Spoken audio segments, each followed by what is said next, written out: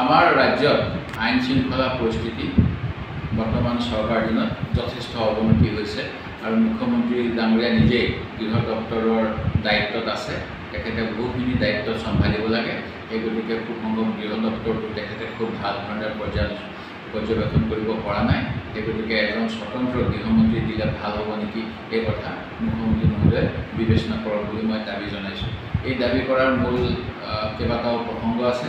প্ৰকৃততে আজি দুদিনমান পূৰ্বে শিৱসাগৰৰ এখন বিদ্যালয়ৰ এজন অধ্যক্ষক এজন কিশোৰে অতি নৃশংসভাৱে হত্যা কৰিলে আৰু এই ঘটনাটোত ড্ৰাগছৰ বিষয় আছে বুলি ইতিমধ্যে বিভিন্ন মহলত চৰ্চা হৈছে।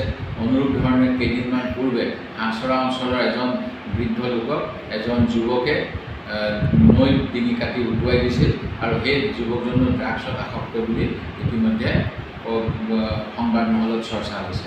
অনুৰূপ ধৰণে আমাৰ বৰ্তমানে অসমৰ বিভিন্ন অঞ্চলত ড্ৰাগছৰ অবাধ প্ৰচলন চলি আছে।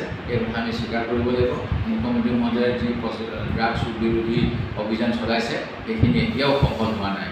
আমাৰ জিলাৰ হালুৱাটিং অঞ্চলেৰো ড্ৰাগছৰ ব্যৱসায় চলি থাকে আৰু বহু ড্ৰাগছ ব্যৱসায়ী যোৱা মাহটোৰ ভিতৰতে গ্ৰেপ্তাৰবৰণ কৰিছে বা তেওঁলোকে যিসকলে গ্ৰেপ্তাৰ কৰিব পৰা নাই পুলিচে তেখেতসকলে অসমলৈ ড্ৰাগছৰ সৰবৰাহ কৰিছে, এই কথা নিশ্চিত। ঠিক তেনেকৈ একাংশ আৰক্ষীৰ ড্ৰাগছ বা অন্যান্য কলা ব্যৱসায়ীসকলৰ লগত যে সম্পৰ্ক আছে এই কথাটো অস্বীকাৰ কৰিব নোৱাৰি।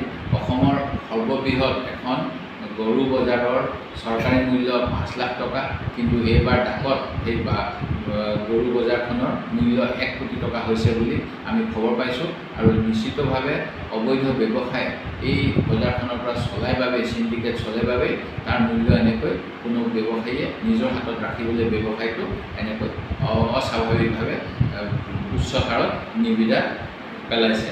গৃহ বিভাগৰ বিভিন্ন সময়ত বিভিন্ন অভিযোগ আছে। কিছুমান দক্ষ আৰক্ষী বিষয়াৰ অপমৃত্যু হৈছে। এই ক্ষেত্ৰত কিন্তু প্ৰশাসনে কোনো ধৰণৰ তাত তদন্ত কৰি দোষীক উলিয়াব পৰা নাই। উদাহৰণস্বৰূপে জোনমণি ৰাভাৰ কথাটো আমি ক'ব পাৰোঁ। ঠিক তেনেকৈ 2016 চনতে অসমৰ শাসনভাৰ লোৱাৰে পৰা অসমৰ আইন শৃংখলা পৰিস্থিতিৰ যে অৱনতি ঘটিছিল এই কথাটো ৰাষ্ট্ৰীয় যি অপৰাধ record bureau national crime records ব্যুৰোৰ তথ্য একাধিক্ৰমে প্ৰকাশ পাইছে। 2021 চনৰ মাজভাগৰ পৰাই হোৱা এনকাউণ্টাৰ আৰু অভিযুক্তৰ বিৰুদ্ধে আইন বহিৰ্ভূত হত্যা বিভীষিকা নমাই আনি অসমৰ একাংশ লোকৰ মাজত মুখ্যমন্ত্ৰী যেনেধৰণে চমক সৃষ্টি কৰাৰ পিছতো জঘন্য অপৰাধজনিত ঘটনাৰ ক্ষেত্ৰত অসম দেশৰ ভিতৰত শীৰ্ষস্থান দখল কৰিবলৈ সক্ষম হৈছে। এই কথা গৃহ মন্ত্ৰণালয়ৰ ৰাষ্ট্ৰীয় অপৰাধ পঞ্জীয়ন সংখ্যাৰ পৰিসংখ্যা স্পষ্টভাৱে ওলায় আৰু এই ঘটনাৰ পৰা হাত সাৰিবলৈকে মুখ্যমন্ত্ৰী মহোদয়ে SP সকল আৰু OC সকলৰ কনফাৰেন্সত সকলো ধৰণৰ গোচৰ যাতে পুলিচে পঞ্জীয়ন নকৰে এই কথাও উল্লেখ কৰিছিল আৰু তাৰ বাবে অসমত অপৰাধজনিত ঘটনা কম হয় বুলি চৰকাৰীভাৱে এতিয়া নথি দেখাব বিচাৰিলেও আজি বিভিন্ন সংবাদ মাধ্যম বিভিন্ন স্থানীয় ৰাইজে অভিযোগ কৰে যে বহু ঘটনা হৈ থাকে যিসমূহত আৰক্ষীয়ে গোচৰ পঞ্জীয়ন কৰিবলৈ এলাহ কৰে। এইটো অতি দুৰ্ভাগ্যজনক কথা আৰু এনে হোৱাৰ ফলতেই আজি বিভিন্ন ধৰণৰ অপৰাধ অসমৰ ৰাজ্যত বৃদ্ধি পাইছে। নাৰীজনিত, শিশুজনিত বা অন্যান্য যৌন সম্বন্ধীয় ঘটনা বৃদ্ধি পাইছে আৰু এই গোটেইবিলাকৰ কাৰণে অসম চৰকাৰৰ যি গোচৰ পঞ্জীয়ন নকৰা যাতে নিজকে এখন আইন শৃংখলা নিয়ন্ত্ৰণত থকা ৰাজ্য বুলি তেওঁলোকে প্ৰতিপন্ন কৰিব বিচাৰে, এই এটা প্ৰচেষ্টাৰ বাবে এই ঘটনা হৈছে আমি ক'ব বিচাৰোঁ।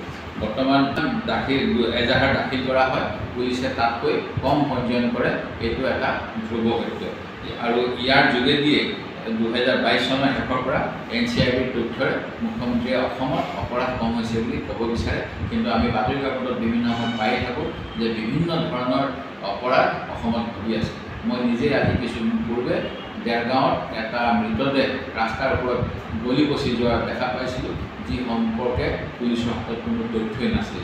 ঠিক তেনেকৈ ৰাজ্যজুৰি অপৰাধীসকলৰ প্ৰতি চৰকাৰী যি নীতি এই নীতিৰ ফলতে অপৰাধীসকলৰ সাহস ইমানেই বৃদ্ধি হৈছে যে দেশৰ তথা অসমৰ মূল বিৰোধী দল আমাৰ কংগ্ৰেছ দলৰ সভাপতি ভূপেন বৰাৰ ঘৰতো আনকি দুৰ্বৃত্তই দুৱাৰ খিৰিকী ভাঙি প্ৰৱেশ কৰি সুদীৰ্ঘ সময় তাণ্ডৱ চলাব পাৰিলে। আৰু অসম প্ৰদেশ কংগ্ৰেছৰ সভাপতি ভূপেন বৰাৰ লখিমপুৰ জিলাৰ ভোগপুৰস্থিত বাসগৃহত নিশাৰ আন্ধাৰত দুৰ্বৃত্তৰ দলে চলোৱা তাণ্ডৱক কেতিয়াও এটা সাধাৰণ চুৰি ঘটনা বুলি আমি অভিহিত কৰিব নিবিচাৰোঁ। এই ঘটনাটোৱে অসমৰ বিৰোধী দলসমূহৰ নেতাসকলক সন্ত্ৰস্ত কৰাৰ এটা অপপ্ৰয়াস, সেইদৰে ৰাজ্যৰ আইন শৃংখলা পৰিস্থিতিৰো অৱনতিৰ এটা চূড়ান্ত নিদৰ্শন। অসম চৰকাৰে ৰাজ্যখনৰ প্ৰধান বিৰোধী দলৰ প্ৰদেশ কংগ্ৰেছৰ সভাপতিৰ বাসগৃহ এটাৰ নিৰাপত্তা নিশ্চিত কৰিব নোৱাৰাটোৱে ৰাজ্যখনৰ সৰ্বাধিক লোকৰ জীৱন আৰু সম্পত্তিৰ নিৰাপত্তা কিমান দূৰ সুৰক্ষিত কৰিব পাৰিব, এই প্ৰশ্ন আজি আমাক সন্মুখত আনি দিছে। এই পৰিস্থিতিয়ে স্পষ্ট কৰি দিছে যে ৰাজ্যৰ গৃহ বিভাগ চলাবলৈ গৃহ বিভাগৰ দায়িত্বত থকা মুখ্যমন্ত্ৰী ডক্টৰ হিমন্ত বিশ্ব শৰ্মা ডাঙৰীয়া ব্যৰ্থ হৈছে। এই গৃহ বিভাগৰ দায়িত্ব মুখ্যমন্ত্ৰীয়ে তেখেতৰ দলৰ কোনোবা কৰ্মদক্ষ সতীৰ্থক নিয়োজিত কৰিব লাগে আৰু মুখ্যমন্ত্ৰী মহোদয়ে নিজৰ কামৰ হেঁচা লগতে গৃহ বিভাগক গতিশীল দায়িত্বশীল ৰূপে গঢ় দি ৰাজ্যবাসীৰ জীৱন আৰু সম্পত্তিৰ নিৰাপত্তা নিশ্চিত কৰক, এই দাবী মই আজি উত্থাপন